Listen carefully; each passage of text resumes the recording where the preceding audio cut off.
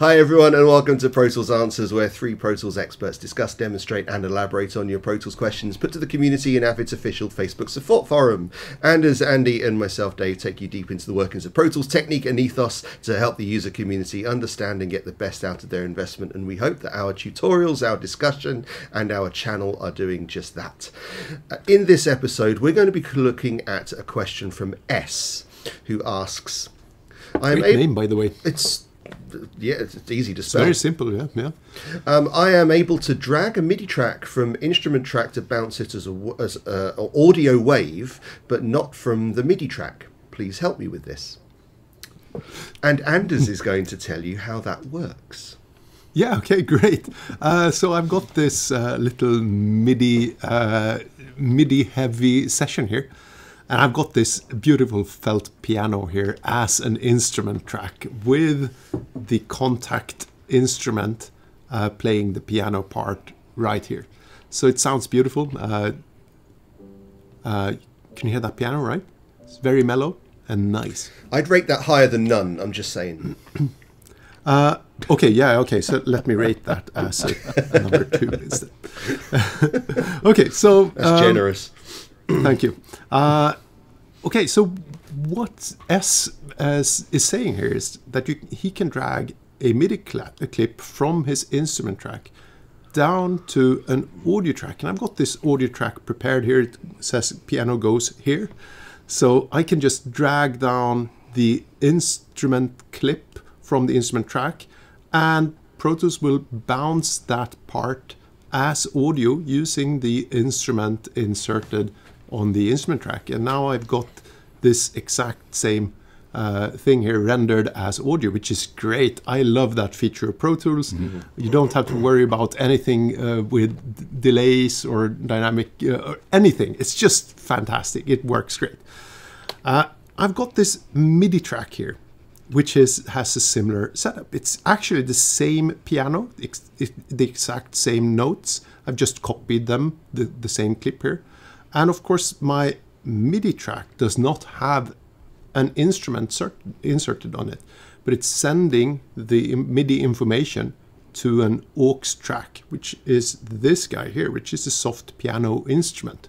And I'm using the same piano for this MIDI track. So if you listen to this, if I play it back, it sounds absolutely the same. But I can't drag this MIDI clip down to the audio track and release it. Pro Tools won't let me do this because it does not automatically understand what MIDI instrument I want to use.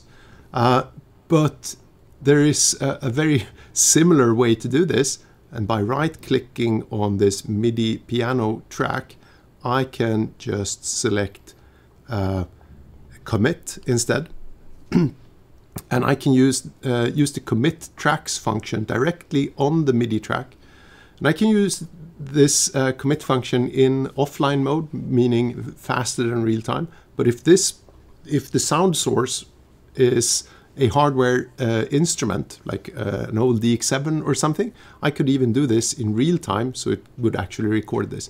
But I'll do this in offline mode now, and I'll just hit OK, and as you can see here, it now renders the same audio but on a different track. So this will be the rendered audio from the MIDI track. So slightly different way to do it, but it works the same. And that way works on the instrument track as well anyway. Yeah, it works on the instrument track as well, yeah. So when you're dragging from the felt piano track down onto your audio goes here track, or the piano goes here track, that would ignore any other plugins on the instrument track, wouldn't it? Yes, you are. Andy, please correct me on this one. I think you're right. Yeah. So, but if you're using the commit function, if I had an EQ here or a compressor after, it would include those plugins as well if I wanted to. Yeah, committing. That's right. Yeah. So, this is great, and I do this a lot because I do MIDI where I've got a lot of different MIDI tracks that are going to the same instrument, right? So, for example, and a lot of times when you're using orchestral libraries, I use East West. You know, you've got your violins, all that, and what you can do is you can commit those individually, and what they will do is they'll query the instrument and they'll give you your individual violins and stuff like that. So it's great, it's fantastic. So if this was a MIDI trumpet, and then I'd have another track playing the tuba section using the same instrument, it would commit just a trumpet or just yeah, that's fantastic. That's exactly right. Now I'm going to ask a question that I'm ashamed that I don't know the answer right off the bat. So I know that direction, but what I haven't tested, I just haven't tested it, is if you have a MIDI track whose MIDI output is mirrored to two virtual instruments, and you commit it, what's going to happen? I don't know the answer to this, and I really should, right? I feel so you stupid. mean if I do this, and if I like do a pizzicato string, which is also an instrument I've got, so I've got two MIDI outputs now. Is that what you're talking about? That's right. Yeah, okay. And then I'll commit it. Let's see what happens. This is exciting. I hope that it's going to create two audio tracks. I think it may end up recording them both onto one. Let's see. No, it just did one.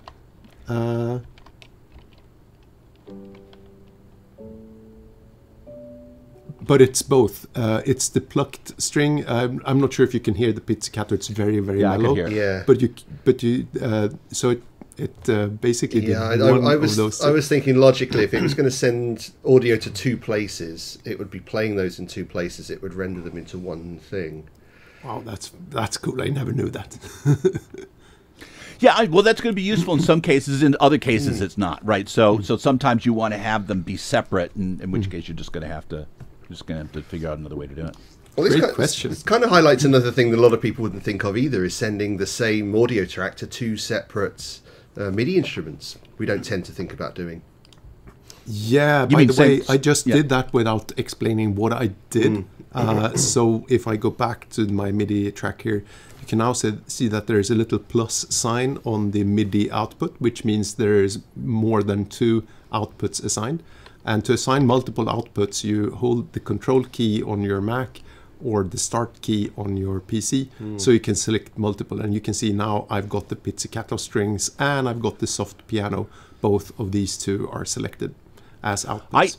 I do that all the time. I mean, it's so a lot of times in composition and arranging production, we'll layer sounds, right? You've got, there might be a pad, but that pad is actually like 5 pads or a pad and arpeggio, all that stuff. And you can have 5 separate MIDI clips, and if you change the note on one of them, you have to copy it over to the other ones. Major pain. But if you take a single MIDI track and it's mirrored, because you can mirror not to just 2, but as many instruments as you have in your session. If you mirror that, then you change one note on that MIDI track and it affects all those others. But and this is the question that Anders asked answered is that if you then commit, it's going to commit all of the instruments right into one track, which might be great for some workflows. It might not be great for others, right? But that's what you get. Excellent. Very cool. So, I hope we answered your question.